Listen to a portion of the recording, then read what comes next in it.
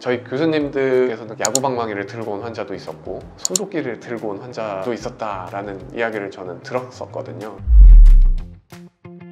안녕하세요. 정신과 의사 노승훈입니다. 정신과 의사한테 호신용품이 필요하다고 하는데 저는 믿을 수가 없어요. 생각보다 정신과 의사들 사이에서는 핫한 주제라고 볼 수 있을 것 같아요. 어떤 게 제일 좋을까 저도 상당히 고민이 많거든요. 아직 저는 사놓지를 않았기 때문에 만약에 이제 사놓는다면 어떤 걸 사놓은 게 좋을까 이런 것들을 오늘 한번 검색을 통해서 알아보도록 하겠습니다. 실제로 이제 정신과 의사 동료분들이나 선후배분들 중에서 안 좋은 경우를 겪은 적이 있는지. 몇 년 전이죠. 뉴스에 나왔던 적이 있어요. 임세원 교수님이 진료 도중에 안 좋은 일을 당하셨다는 뉴스가 한때 굉장히 많이 나왔었던 적이 있거든요. 그래서 정신과적인 증상 때문에 피해망상이라고 하죠. 치료자도 나를 감시하는 사람이다, 혹은 치료자도 한통속이다, 이렇게 생각해서 앙심을 품고 무기를 갖고 오시는 분들도 드물지만 간혹 있습니다. 그 이후에도 이런 문제가 됐던 경우도 많아요. 실제로 좀 위협을 느꼈다거나 좀 무서웠다거나 그런 썰이 있을까요? 제가 전공의 때는 그런 경우가 상당히 많았던 것 같아요. 레지던트 수련 과정 중에는 이제 대학병원에서 진료를 보는데 성향을 갖는 환자분들이 간혹 있으시고요. 그러면 이제 전체적으로 의료진들이 다 긴장을 해서 간호사님들도 미리 저한테 언지를 주시기도 하시고 어떤 주의해야 될 특성들에 대해서, 하지 말아야 될 이야기들에 대해서도 미리미리 준비를 하고 진료를 시작하는 경우가 많거든요. 저는 그래도 폭력이라든지 이런 것들을 당한 경우는 없지만 저희 교수님들께서는 야구방망이를 들고 온 환자도 있었고 손도끼를 들고 온 환자도 있었다라는 이야기를 저는 들었었거든요. 그래서 항상 진료실에는 모니터를 항상 큰 거를 써야 되고 큰 쓰레기통 같은 것들을 옆에다가 둬서 항상 우기를 막을 수 있는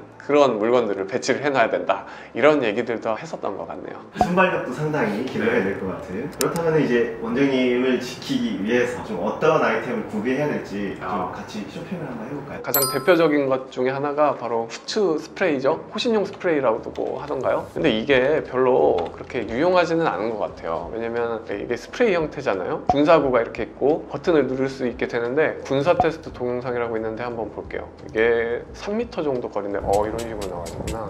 이게 그러면 얼굴에 제대로 쏴야겠네요. 얼굴이나 가슴에만 쏴도 효과가 있는 것 같은데, 근데 문제는 이게 정말 그 급박한 상황에서 내가 이거를 집어 들고 상대방 얼굴에다 쏴야 되는데 이게 정말 쉽지 않을 것 같다. 스프레이는 안 될 것 같습니다. 스프레이는 좀 힘들 것 같습니다. 다음 거는 가스총을 한번 봐볼까요? 일단은 총처럼 생겼기 때문에 쏘는 방향을 헷갈릴 것 같지는 않아요. 근데 이것도 4에서 5m 전방 범위를 70회 발사로 제압한다. 압축가스 분사식 가스총, 야객 같은 것들이 얼굴에 분사가 되는 건데 총이기 때문에 상대방이 좀 위축될 수 있을 것 같고, 약간 근데 연습이 좀 필요할 것 같아요. 그러니까 그리고 이거는요, 이거 진료실에다가 놔두려면은 책상 위에다 올려놓을 수는 없겠죠. 이거는 상황을 예측할 수 있어야지 쓸 수 있을 것 같아요. 도망가는 게 더 빠를 수도 있겠다는 생각이 들고. 아니시면 이제 방검복 뭐 이런 걸 아예 입고 일하시면 방어력을 높이는 건 어떨까요? 그럴까요? 방검복은 제가 좀 잘 알고 있습니다. 대통령 경호인들 보면은 다들 정장을 입고 있잖아요. 정장 속에다 이제 받쳐 입는 그런 제품들을 제가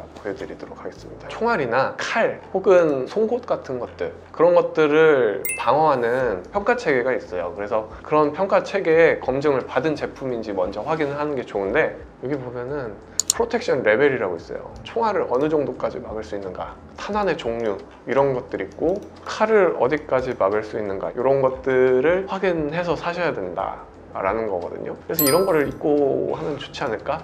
네. 가격이 이렇게 괜찮을까요? 가격이요, 이게 아마 $700 정도, $760가 되는 거죠. 연세까지 이제 포함하고 배송료 하면은 거의 한 100만 원 정도. 그럼 이게 과연 실용성이 있을 것인가? 저는 있을 것 같아요. 들어서 막는 것들은 그럴 시간이 사실 없어요. 저는 이렇게 방어복이 가장 안전하지 않을까, 그런 생각이 듭니다.